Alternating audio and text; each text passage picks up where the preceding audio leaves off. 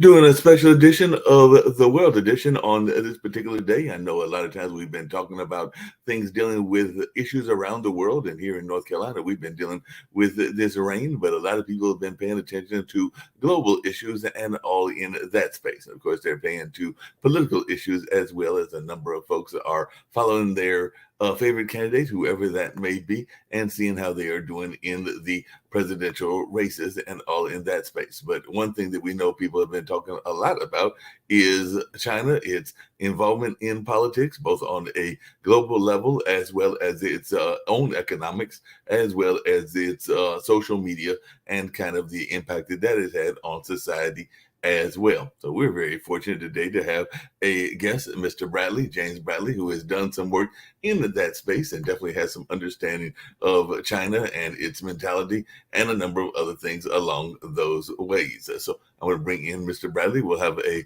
conversation about some of the things that he's observed and maybe even his own thoughts about Mr. Blinken's recent trip that is taking place over there in China, and maybe which way we should be going in our direction with involvement with China, because China is definitely a world power. Of course, Russia has been ingrained in that battle in Ukraine. So some people may say that China is the second power behind the U.S. And some people may even argue that it is the major power. But that is something that I'll be curious to see what Mr. Bradley has to say and all along those lines. So I want to bring in Mr. Bradley and see some other things that he's got going on. He's actually coming to us from Saigon on this particular day and all in that kind of way. So, Mr. Bradley, I was glad you were able to arrange to make this appearance after I heard about you from RTIR and some of the other news services that are out there and all along those lines. So if you'll just share a little bit with our Pod TV audience about your own experiences in the world arena and how you got involved into it, and some of your thoughts around what I mentioned, which is China as a world power. Well, I'm glad to be here. I was born in Wisconsin many years ago. My father fought on Iwo Jima, and it was one of the guys who helped raise two flags on Iwo Jima. I went to school in Japan. I eventually wrote the book Flags of Our Fathers, which was produced into a movie by Steven Spielberg and Clint Eastwood. An actor played me in the movie. They didn't want me in the movie. I was too handsome. I'd unbalance everything. You know how it is, Jeff. And then I wrote 3 other books. My last book is called The China Mirage. And I'm out here in Ho Chi Minh City, Vietnam, right underneath China. So since the 1970s, I've been out here in Asia, in and out. So I know America and Asia, and happy to be here. Glad that you're here as well and all in that space. And yes, Mark is the name and actually produced for Jeff, which is what you saw earlier and everything, but that's no problem there either. But one of the things I was curious about is you mentioned the fact that you grew up in Wisconsin. And by the way, I went to Marquette, so I definitely know that Wisconsin lifestyle and everything. So that you always know that you were going to be involved in the diplomatic lane when you first got into adulthood, or is this something that came about later? And did you follow your father's footsteps in the sense of being in the military? Oh, no, none of that. I went to school in Japan in 1974. That's the equivalent of someone today going to Afghanistan or Pakistan. Japan was relatively unknown. I was a cheesehead. I thought I was going to China, old newsreels of China. I just went there. I went to the University of Notre Dame. They had a program in Japan, and I went to it. So it was accidental. It wasn't until decades later that my father died and we found his secret boxes about Iwo Jima. So that's a whole different story. Mm-hmm. But after going to school in Japan, I hitchhiked around the world when I was 21. By the time I was 23, I had been in 23 countries. So I've been traveling around the world quite a bit, and now it's a few years later. We won't hold the Notre Dame against you, because when I was at Marquette in the early 80s, that was definitely one of our arch rivals and all along those lines, because I was there when Doc Rivers was there, and definitely Notre Dame and Marquette have always had that rich Jesuit history and all in that space. So we won't hold that against you. The fact I have long felt sorry for you Marquette guys. Yes, I'm sure you probably think that Notre Dame was the better one and everything. What is your thoughts about this particular trip and all along those lines? Because I know that a lot of people, and I kind of alluded to it, have thought that China is exerting its power as a global power, and we know that sometimes we hear about old colonialism, and some people might even argue that that is what China is doing, the way that it is, investing in places both in the U.S. as well as around the world. Africa comes to mind, but Asia comes to mind as well. But what are your thoughts about the Chinese intentions, for lack of a better term? Well, the Chinese intentions, let's just measure it by world popularity. Mm-hmm. I mean, if someone is voted most popular in high school, they must be popular. And Yeah. you might not like that person, but a lot of people do. If you look at the world right now, they're turning towards Beijing. They're turning away from Washington. They're turning away from the dollar. They're turning away from the US military. And they're turning towards Beijing, the BRICS, the Silk Road. People are signing up for this, and it's not getting enough coverage in the United States. You know, Biden goes to a meeting and 7 guys show up. Putin calls a meeting and 97 countries come. So the tectonic plates are shifting. And in terms of Blinken's trip to China, the US press said that he was going to China to help repair US-China relations. I'm sorry to report to the Americans that Blinken went to the wrong country. You know, you've got to buy him some GPS or maps. If he wanted to repair US-China relations, he should have gone to the United States. He should have gone to TV studios in New York and Washington. The problem is in the American mind. When Blinken came to Beijing, the Chinese said, hey, all this war over Taiwan, Taiwan's part of China. You guys agreed to this 52 years ago with Henry Kissinger and Nixon. Kissinger's 100 years old. It's been your policy since the 1970s. But if you watch CNN or MSNBC, you get the idea that Taiwan's a separate country.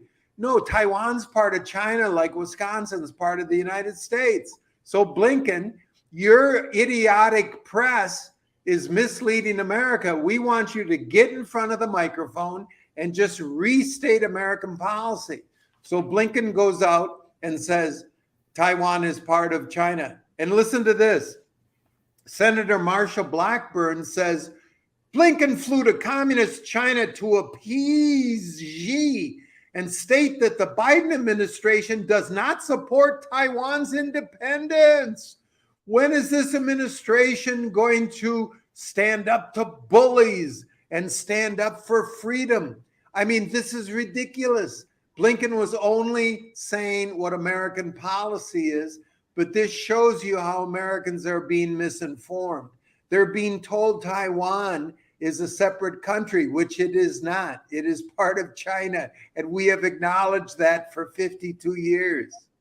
Well, along those same lines, I know a lot of times when people think of China, they think about its influences. Like I mentioned earlier, I know that China has definitely been going to a lot of African nations, and it seems like they're investing in those nations. Even here in the United States, you will oftentimes hear about people that are looking at some of the Chinese corporations and buildings in the United States and everything along those lines. So I know that some of my conservative friends are sometimes concerned about that, but what are your thoughts? Is that something that we should be worried about if people are buying land, even here in the United States, from Chinese companies buying land as well as buying them in the African nations, the Latin American nations, the Asian nations, the various nations in the various continents?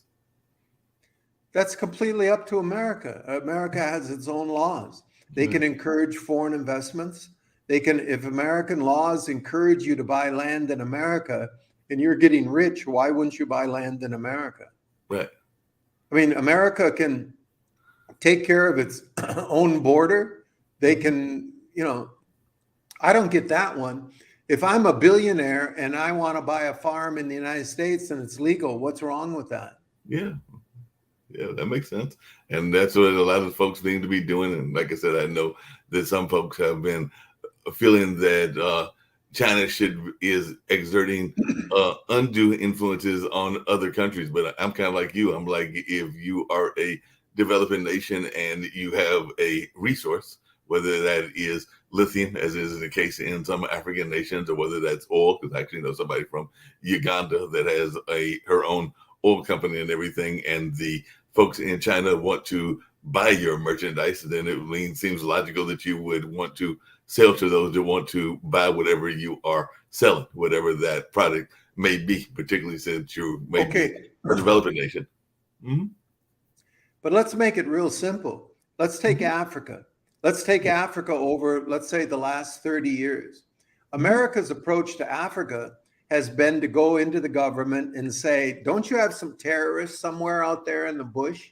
What you need is an American base. You need American drones. You need military guys. And we're going to build a base, and you're going to buy arms from America, and we're going to militarize this. And our outreach to America has been mostly militaristic through AFRICOM. The way China did it is, China, you want to go to Africa, and I mean, go ahead. And Chinese walked over to Africa and said to the Africans, what do you need? Shirts, bras, tennis shoes, sunglasses, cell phones. What do you need?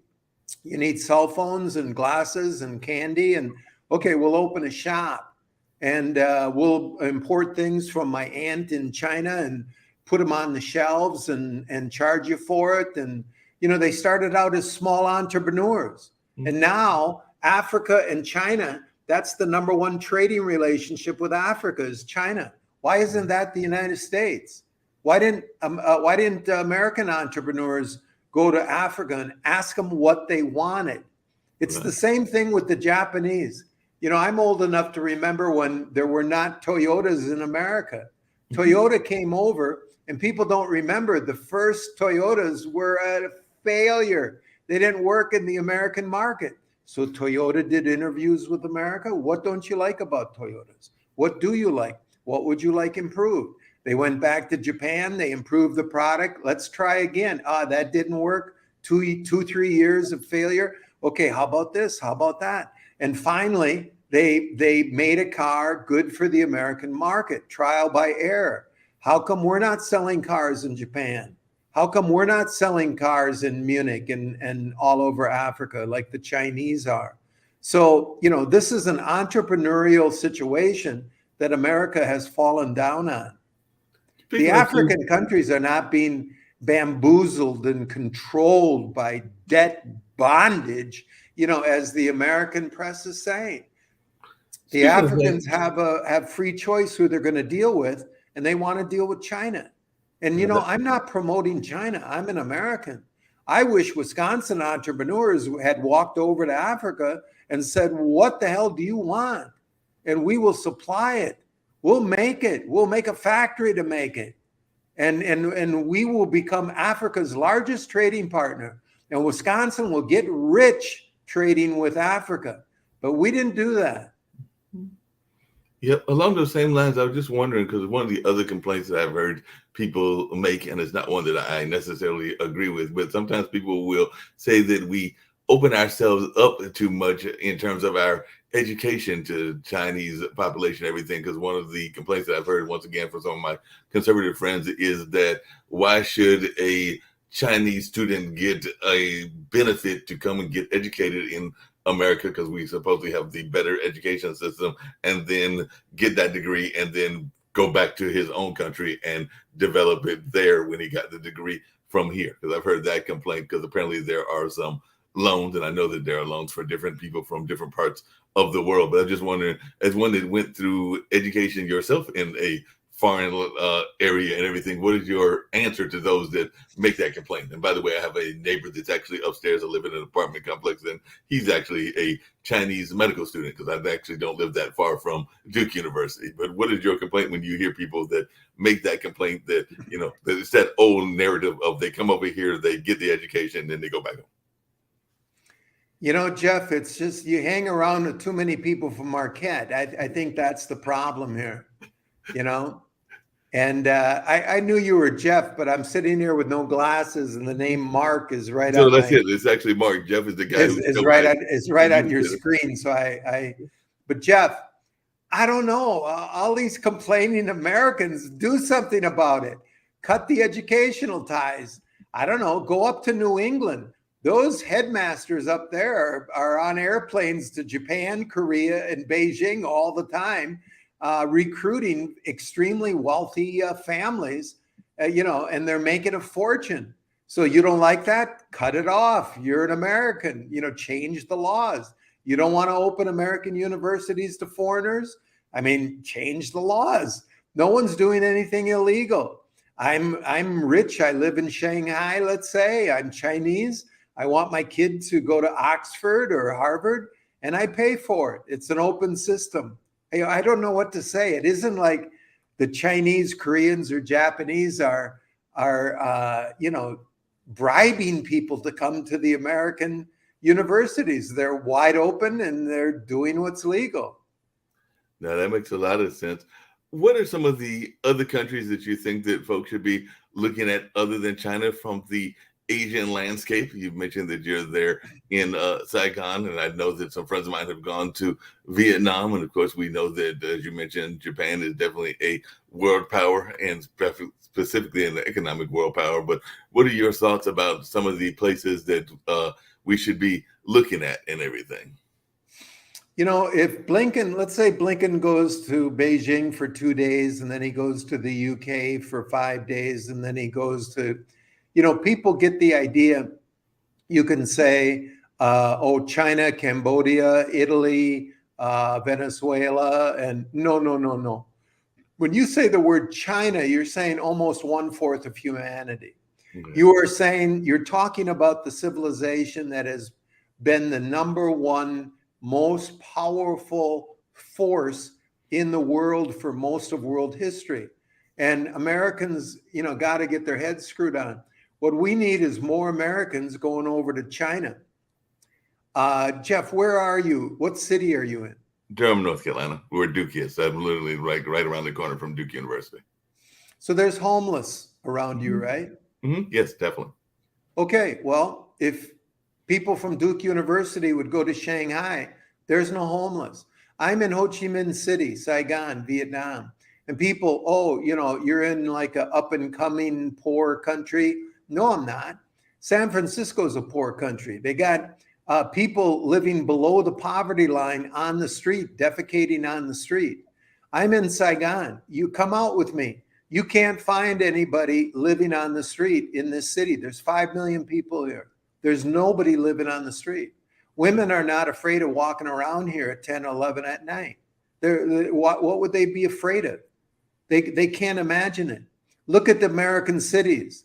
America's got to get their stuff together, withdraw the military. We've got 1,000 bases around the world, and we're spending money. We're talking about war with China. The military generals are at the Council of Foreign Relations talking about, it looks like war might be coming. It's ridiculous. Taiwan's part of China. 50% of the Taiwanese want to reunite with China. If the American military withdrew from this region, they would reunite. My daughter lives in Taipei. Repeat, my daughter lives in Taipei. She has no concern about China and Taiwan reuniting. They're almost reunited now. There's so much business being done. I said, what would happen when China reunites with Taiwan? She said, maybe my driver's license would change color, but I'd be in the same apartment with the same clients. I'd take the same subways, and, not much would change. So the General Eisenhower was right in 1961 when he said America's biggest problem is the military industrial complex, and they are propagandizing America into war. I'm out here in Asia. We don't have homeless. We don't talk about war out here. No one's fearing China. There's this Chinese aggressiveness is a China mirage. That's my last book. The China mirage lives in the American mind. The problem between the US and China is not out here in Asia. It's in Washington. Yeah, I can definitely believe that. What do you say to folks that are also trying to paint China as another version of the boogeyman, if I can use that term, and everything because of its influence on social media? Because a lot of times they will look at TikTok, which is definitely a Chinese-run company, and try to paint that as part of the negative influence of the Chinese business model and everything, because of the fact that that is a major player. I mean, of course, we've got major players too, like Facebook. But what is your thoughts? And do you ever hear people make that conversation as well? And I've got another one about spirituality, because that's another one that I hear sometimes. And they're not all Marquette people. Sometimes they're Duke and Central and other folks as well. So I have to teach you back about that. But the crazy ones are from Marquette, right? That you would admit that. I don't know. I mean, these poor Americans, they have no ability to write their own laws. I mean, Google was, worming its way into China, trying to do these psyops, and China cut off Google. America has the right to cut off anybody they want. But if Americans think that they are not being manipulated and data mined by American companies, I mean, you really think Facebook is a private company that Mark Zuckerberg made up in his Harvard dorm? 2 days before Facebook opened, DARPA, a division of the Defense Department, shut down its own Facebook. And then all of a sudden, Mark Zuckerberg, I mean, come on. The internet was designed and invented by the Defense Department.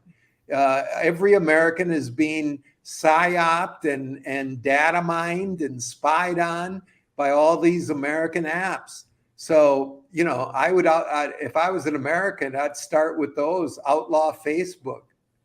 Yeah, that makes a lot of sense. The other thing that sometimes people get confused about, and I don't know your own spiritual background. I consider myself more spiritual than religious, but I do hear sometimes that folks want to think that they're going to convert. You just mentioned the population, all 1 billion of the Chinese and all in that space. And I know it's a billion plus and all along those lines, but that is a large portion of the population. And I do know that I guess that was part of the conversation with Chiang Kai-shek, was the notion that we were going to Christianize that nation. And I know that there have been crusades and other attempts as well, but it doesn't seem like it's gone all that well in that part of the world, because I think a number of the folks there still practice some very Eastern religions, whether that is Buddhism or Hinduism or a number of other things. But I was just wondering, what are your thoughts, or how do you say when you run across those evangelicals that are thinking that are part of their solution is to change their spiritual belief system? That's again the China mirage. That's in America. Those people are in America imagining things in their head. I mean, I don't know, come to Vietnam, you want to talk about Christianity or anything you want to talk about, go ahead. But this society is predominantly Buddhist. There's you can be Christian, you can go to church this morning. The Notre Dame is I can see it right over here, Notre Dame Cathedral. They have beautiful services. I mean, come to church if you want. But the idea that you're going to convert the Chinese or Asian population to a Western religion majority, I mean, that's just a mirage. Yeah, I would definitely agree with you on that and everything. We have a show, and the gentleman is actually originally, he lives in Canada now, but he was originally born in Ukraine, and definitely is not a supporter, and I don't blame him, because I'm not a supporter either of Putin and that invasion and everything. But sometimes folks will be frustrated at China or India because apparently they are not being as vocal as they would like them to be in supporting the Ukrainians. So I was just wondering, as you are traveling around the Asian countries, what your thoughts are about that, because I do know that there are folks that are supporting Ukraine and are wanting those nations that have not been as vocal, namely China and India, to be more vocal in their non-support of the Putin invasion. Well, the only place that Ukraine is really big and powerful is in the United States media. If you go to Europe and look on the ground, like look at the real videos, the real reports, Ukraine is not much of a country with hardly any army. The main business there is corruption. They just caught the chief judge stuffing millions of dollars in pickle jars.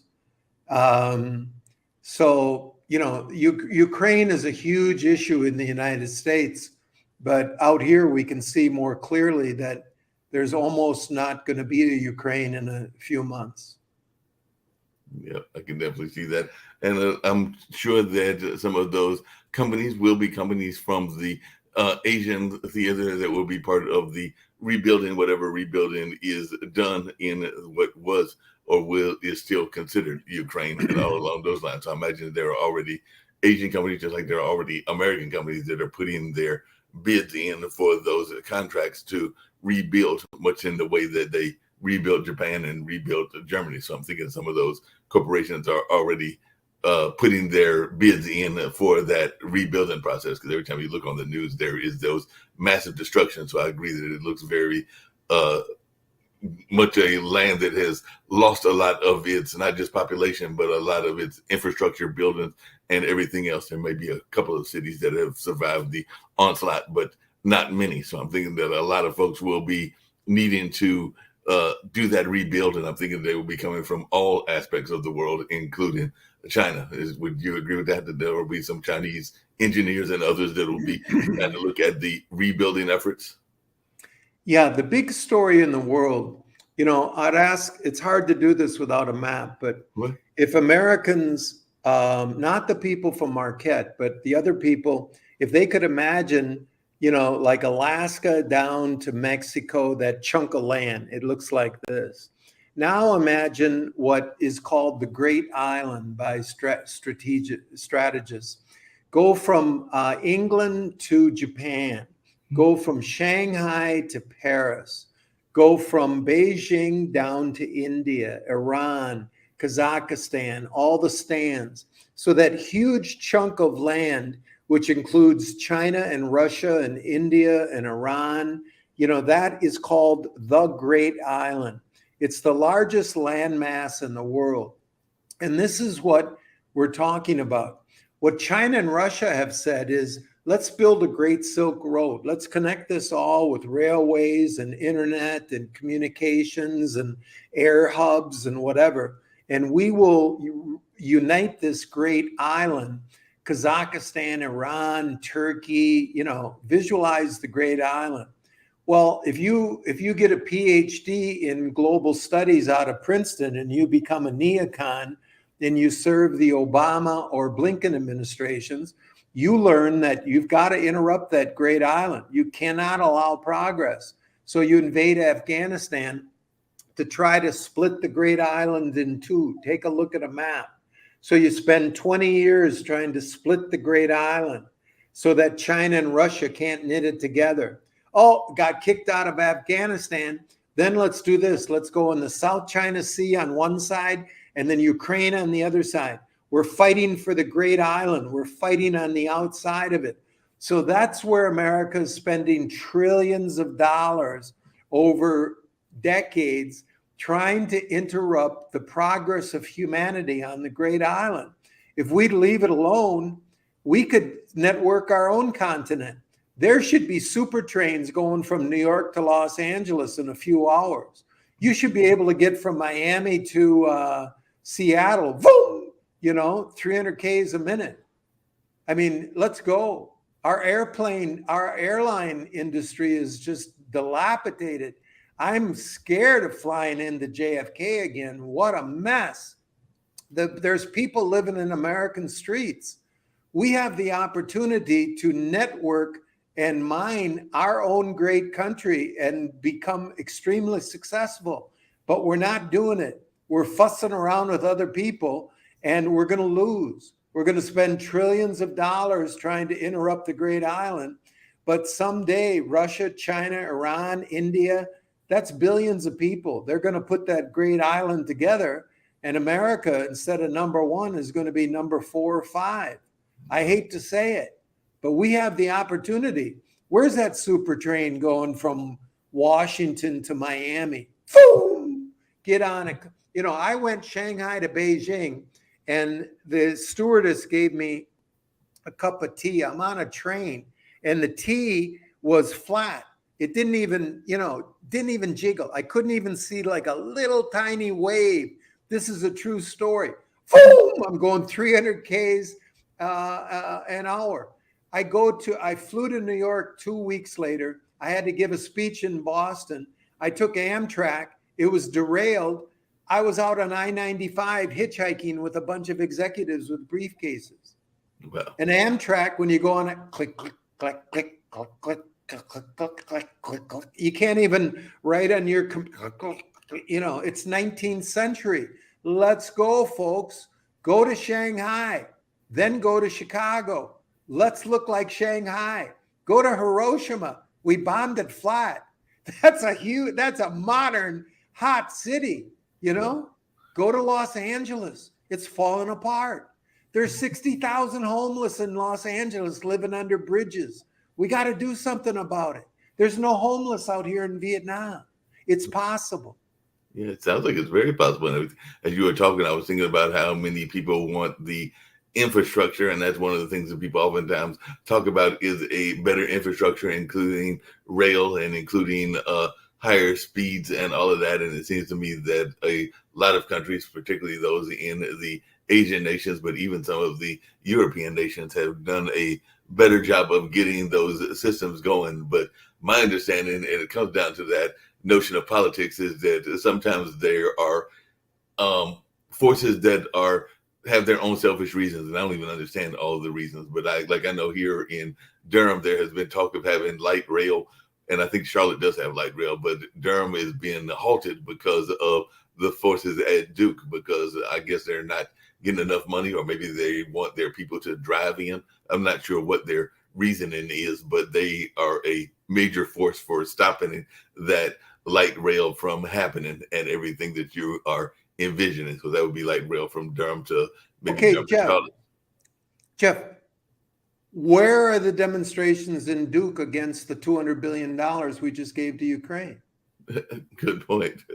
My point is not light rail and homelessness and LA to all these little ideas. My point is America has got to look at its budget. People say, well, James, yeah, you're focused on the military. No, I'm not. Look at the US budget. Our number one expense is the military. Everybody listening, that's what you agree. Well, you're paying your taxes. You're saying yes to that system. You're saying I'm an American, and the number one thing I need to do is hand most of my tax money over to the generals and the admirals. I'm an American. Forget this democracy, freedom stuff. What you are supporting, number one, is the military. So let me tell you a story. I wrote a lot about World War II. Right. In World War II, we had 7 5-star admirals and generals running 12 million men. Got it? 7 bosses, 12 million around the world, and we won. Now we lose every war we get into. We have 54 bosses, generals and admirals, running about 1 million men. Can you see the problem? Yeah. Folks, you're dishing out huge amounts of money to an inefficient situation. Pull back. RFK says, let's pull back those 1,000 bases around the world. Folks, how come if you have 1,000 bases around the world, by the way, no one knows the number. So you might say Bradley's wrong, 750. No, it's 802. No, it's 916. Nobody knows the number because many are secret. Mm-hmm. But folks, if these 1,000 bases around the world, if we have so many bases around the world, how come you're not seeing programs day after day about them? Completely secret, kept from you. Right. They learned in the 1960s, don't put the military on the screen because people will get upset. So somehow they fooled you to pay most of your taxes to support the military, which Eisenhower, not me, but a 5-star general, president of the United States, said, watch out. Don't give your money to that machine. And you're giving your money to that machine. And what China is saying is just back off. We're not fooling around in San Francisco. China's not, you know, right off the coast there in the Carolinas. What are you doing out here with all your ships and all your surveillance and your nuclear weapons? Let's calm down. Let's do trade. We're talking peace out here in Asia. The only time we hear war is when it's coming from America. Well, and what would you say? You kind of alluded to it earlier, to the media's role in that, because you did mention, and I do remember that famous shooting of the gentleman in the Vietnam War, that everybody saw that image, and it definitely fueled some of the anti-war conversation and all in that space and all in that kind of way. But I don't see as much of that in the media as it used to be in my mind and everything. So do you think that the media is somewhat being complacent in their non-coverage of what is going on in the military? The media is not complacent. The media is owned by that machine. Mm-hmm. The media is doing its job. It's serving that machine. It's not talking about the realities of war. It's not showing the seamier sides. You know, I'm out here in Asia. How many admirals got fired out of the U.S. Navy for a huge bribery and sex scandal out here? Look it up. Just type in admirals, sex bribery scandal, Asia. But Americans don't know about it. Americans are unaware of the 1,000 bases encircling the world. How, you know, to people watching this, how many times has NBC, ABC, CNN shown you maps of all the bases we have choking China? Mm-hmm. Look at the documentary, The Coming War with China by John Pilger. I am in it. The Coming War with China, John Pilger. It's on the internet. And he'll show you the maps of the billions of dollars you're spending to choke China. But Americans are unaware of it. The media is not a separate entity. It is part of the machine. Well, along those same lines, we will wind down very shortly and everything. And I definitely think you're giving some great insight that more and more people need to know about, and all along those lines. But you mentioned earlier that you had written that book about your father, and that you should have been the star, but they didn't handle your charm and everything else along those lines. A lot of things, Jeff. There was a charm, good looks. Yep. Yeah. But that being said, I don't know if your dad's still living, but if he is, what would he think about what is going on now, and what would his reaction be to your involvement in these spaces and everything? Because it does sound like you are definitely very eloquent in your case against what is going on and all in that space. But what would your dad's reaction be, or did he start having similar kind of views when he was living, or maybe he's even still living and all in that space? Oh, no. My father fought for American freedom. He didn't fight for military dominance. My dad fought for democracy. I want democracy. I don't want, military control of the media. I don't want the censorship that's going on in the United States.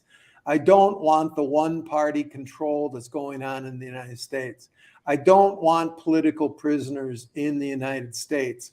I want freedom and democracy, everything my father fought for. I grew up in my father's America. It was a wonderful America. We didn't have the word homeless. Mm-hmm. America's richer now than it was when I was born. When I was born, we didn't have homeless. Something's going on, folks. Open your eyes. It's possible to have a country as big as China and small as Vietnam with zero homelessness. No. Why do you, America, have homeless? Look at it. Stop looking out at the problems around the world, and telling Moscow and Beijing what to do. They're going to do what they want to do. Tell Chicago and Los Angeles and Miami what to do. And that's clean up their act. I'm an American and I want my father's America. Yeah, that makes a lot of sense. You mentioned political prisoners, and sometimes people don't want to believe that they exist, but I do know that they exist because I know that there are members of MOVE, members of the Black Panthers, members of AIM, and a number of other organizations that are sitting in prison because of their political stances and all along those lines. But sometimes we like to think that that's something that happens over there and doesn't happen over here. So I just wondered, at what point did you realize that we had political prisoners here in the United States? And like I said, I just named a few organizations. I'm sure I could think of others as well and everything. But at what point in your life did you realize that there was such a thing as political prisoners in the United States?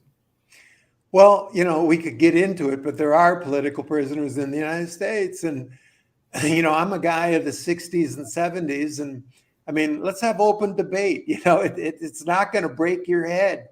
I mean, we're censoring each other, and there's hate speech, and you can't say this and you can say that. And screw all that. Let's say what we want. We're a family. We're America. We're the democracy is supposed to be strong enough that anybody can say anything. Why is RFK being censored on the Democratic side?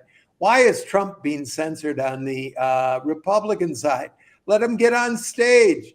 If they're idiots, then we'll vote them out as idiots. If they have good ideas and we like them, we'll vote them in. That's the American way. So, we need to get back. I don't want to say back, but we need to move forward with real American values. And that's openness, and that's freedom, and that's a lot less military control, more money for the people.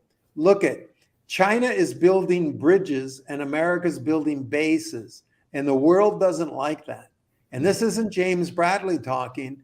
Take a look at where the world is going.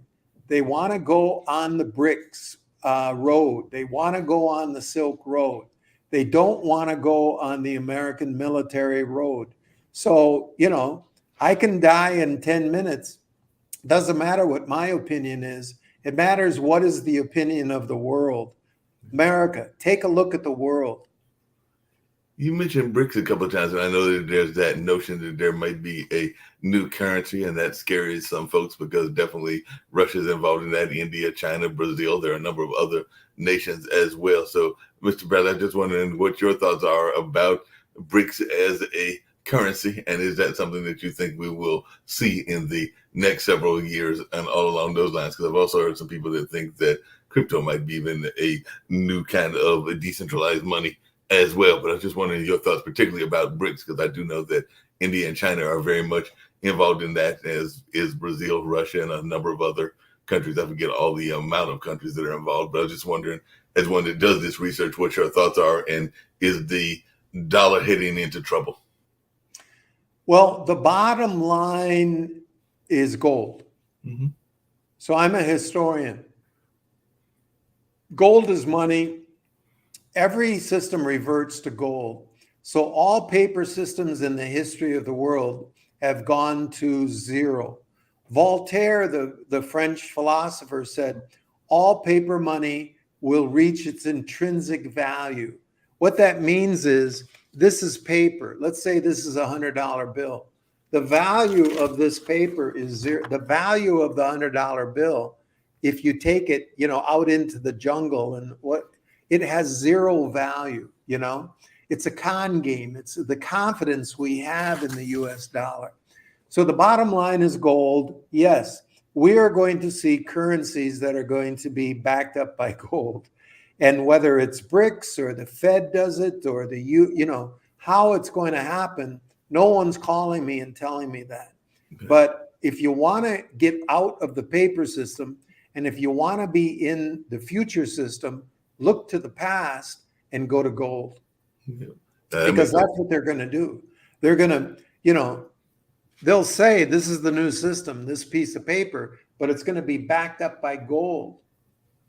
Yep, that makes a lot of sense. You also alluded to earlier the notion of one party, and I do kind of agree with you that in a lot of ways, while there may be some differences with one party being maybe leaning more toward social issues and the other one leaning more toward fiscal issues and everything, I do think that there is a lot of lobby control and a lot of similarities between the Republicans and Democrats. I know that one of our fellow panelists that used to be the Comptroller General for both the Bush and I think the Obama administrations, if I remember correctly, but David Day Walker has been talking about this no label party and all in that space. So I just wondered, do you think that that is feasible as a world student? And do you think that we will get away from what a lot of people are saying is basically the same party, even if it might have different names and all in that space? So do you think we will get to a feasible third party, or are we going to be stuck with, like,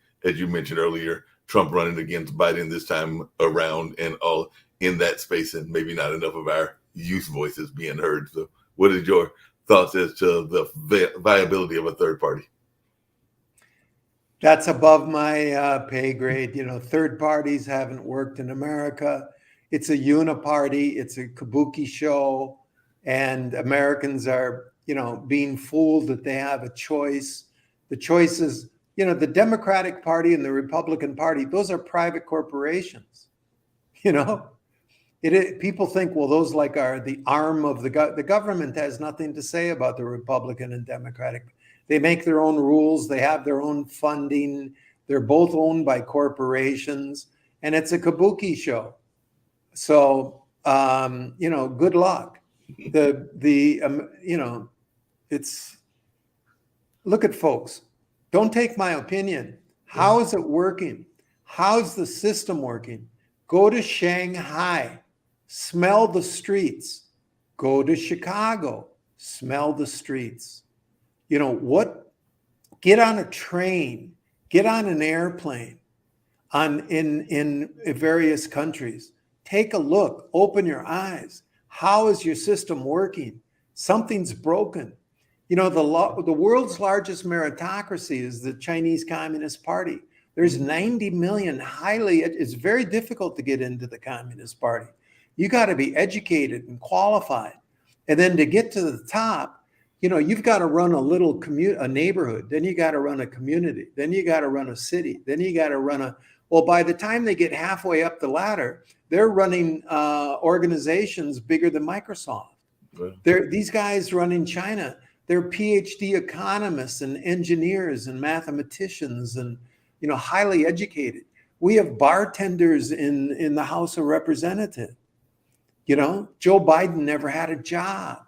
He couldn't talk about the physics of building bridges or trains or whatever. We need to take a look, open our eyes at the condition of America and what is happening in China and other countries, and get back to the American way. We had a gold-backed currency. We had a lot of engineers. We had a lot of factories. We were the leader of the world in terms of freedom and in terms of productivity. We're not right now, but we can become. I caddied for Vince Lombardi, coach of the Green Bay Packers. Mm-hmm. When you win the Super Bowl this year, you're going to be awarded the Vince Lombardi Trophy. Right. He wanted excellence out of his players. That was the American way. America can get back to excellence, but we got to get going.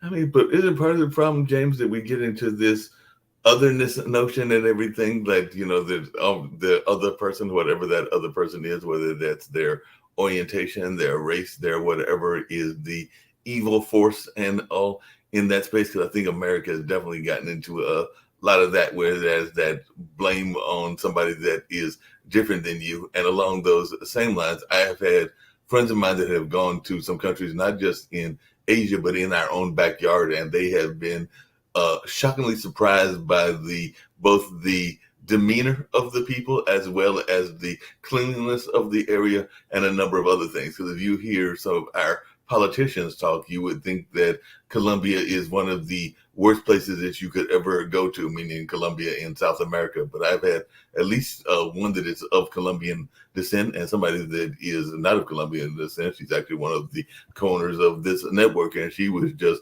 blown away and was trying to go back to Colombia because she found those people to be very friendly, which a lot of times people don't think that they are friendly, and that they had clean streets, which you've mentioned about China and a number of other things. Now, I'm not saying just like there are not bad parts of America, I'm not saying there aren't bad parts of Colombia, but the image that is presented is not the image that they have come back and shared with others like myself and everything. So I was just wondering your thoughts about that, whether we get caught up in the negative stereotypes that exist of people, and maybe it's not as clear cut as some folks would have us believe. Well, divide and conquer. If you want to rule, you divide and conquer. Mm-hmm. So there's a reason that there's two parties and not seven. So I'm a Democrat. I hate the Republicans. I'm a Republican. I hate the Democrats. Divide and conquer. I'm white and there's black, and I'm up and I'm down, and there's male versus female, and there's rich versus poor. And there's all these divisions in American society. And as long as the people are at each other's throats, divide and conquer, the conquerors can conquer because we're divided. We've got to come together. We've got to decide on one America and get it done. It's difficult to do because we got so rich. It's easier when you're poor, trying to claw your way out of poverty. When America was a poor country on the, hugging the East Coast of America, we were cash poor. We were an entrepreneurial country. Then after World War II, we got fantastically rich. And I have to say, my generation got kind of rich and fat and lazy. And we're looking to the past. We're thinking we're going to be number one all the time. But that's changing. I've been talking about this for about 20 years, how America's got to look and see that Asia is rising. People didn't listen to me 20 years ago. And if they're not listening to me now, then just, sit back, watch your 3 and 2 car garages collapse, watch your lifestyles collapse, watch the dollar go down 40% and wonder what's happening. Or you can wake up and start listening to people like Jeff. Yeah. Along those same lines, who are some of the other regions of the world that you would like to see improved? And then, like I said, maybe give you a chance to tell folks about how you can be reached and your books that you might want to share, and all in that space as we're winding down. But what are some of the other regions of the world outside of Asia? I mentioned Latin America, and there might be, and you mentioned Africa. Are there certain regions of Africa or certain regions of Latin America, or just regions of the world that you think we as a world society should be looking at in terms of their growth and development? Well, let's look at the whole world, but in terms of the number one force, I'm standing on it, the Great Island. And China, again, there's 1.5 billion people in China. There's about 1.54 billion people in India. So, I'm standing on an island with 3 billion people just in 2 countries. You add everybody else, Kazakhstan, all these stands, they are rising. They're working hard 7 days a week. Russia, look at a map of Russia. It's enormous. It's the largest land country in the world, and they're full of resources. That's why America's been trying to break them up to get those resources. Well, they're not going to break up Russia. You're not going to break up China. And America's forcing China and Russia together, which is a huge financial juggernaut. I don't know if Americans realize the Russian economy has never been stronger. Repeat, the Russian economy is booming. There's city planners who have never had so much money flushing in. They don't know what to do with it. America did them a huge favor by sanctioning Russia, and the economy is going really well. Russia's winning on the battlefield. I mean, hey, folks, can you live this day without Chinese products? You can't. And if you need some more products this week, you are going to buy them from China. China factories are booming. Vietnam is the fastest growing economy in Asia. we're making products for, you Americans and Europeans can buy. So, yeah, America should look at the world. But if you want to look at the number one most productive economies, you've got to look here to Asia, to the Great Island. Yeah. And is that part of the reason you think that they're trying to divide that Great Island by getting China and India to go against each other? Because that's the other conversation that's been going on. Oh, yeah. Or trying to manipulate that relationship. Because I know that while Blinken was in China meeting with Xi, that I think that this is the week that Biden has been meeting with Mr. Modi and some of the leaders of India try to find some commonality, I think, on technology and other stuff. As a matter of fact, one of our hosts, Mr. Rao, I think has been part of some of those meetings since he's on the Morrisville City Council and is of Indian descent. But I was just wondering, is that part of the strategy is to kind of divide India against, or pit India against China? Oh, yeah. We're divide and conquer. So we want India to be on our side against China. And, just look at the Great Island. It's divide and conquer all over the place.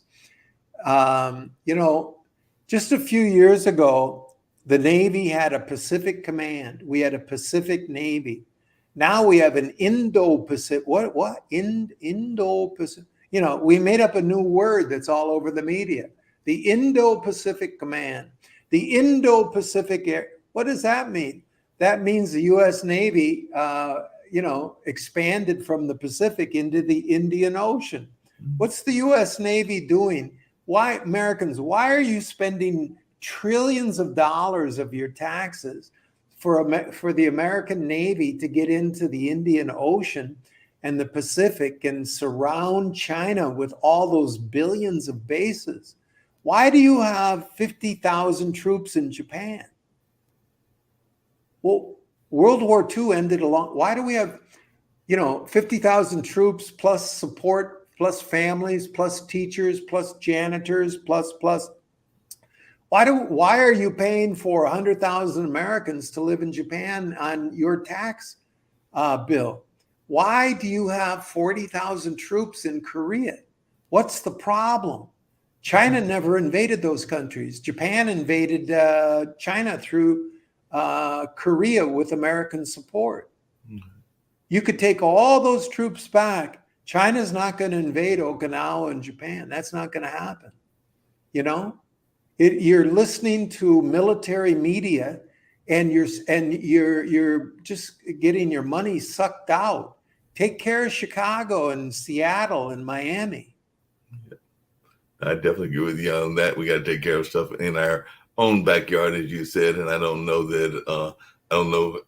what kind of success this particular meeting will have. I think that there'll be some maybe trade deals that are made with India on some of those products and everything, but I think that they will probably still have a serious relationship with China, even if they develop a more stronger relationship with us as well, because I don't think that they're going to. Okay, but the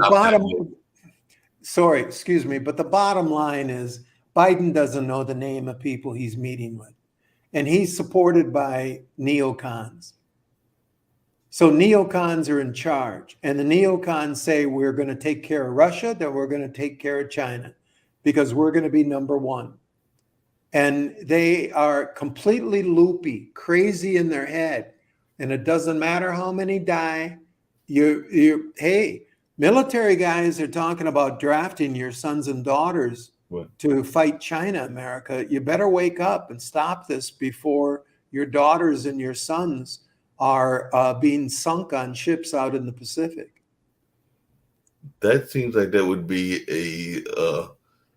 a fool's errand, to borrow one of your other phrases, and everything along those lines, because there are, as you just said, 1.5 billion people. And I remember doing some studies about the Mao Zedong approach to war and the approach to the military and everything. So I don't know that our couple of million, or however many our population is, could even be a match for the billions of folks that are over there in China. That just seems like the math doesn't add up and everything, but that maybe it's just me being overly logical in using that Marquette knowledge, but it seems like me that that would not even work in that sense of the math of it.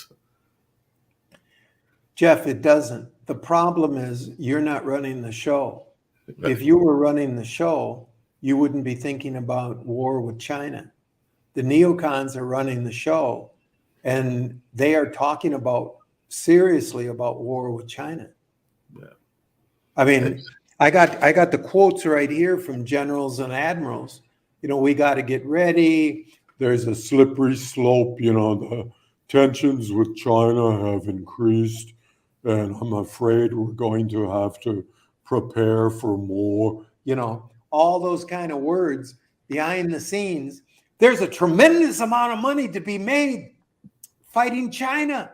Forget the IUDs out in the Middle East. Obama and Secretary of Clinton said, pivot to Asia. What does pivot to Asia mean?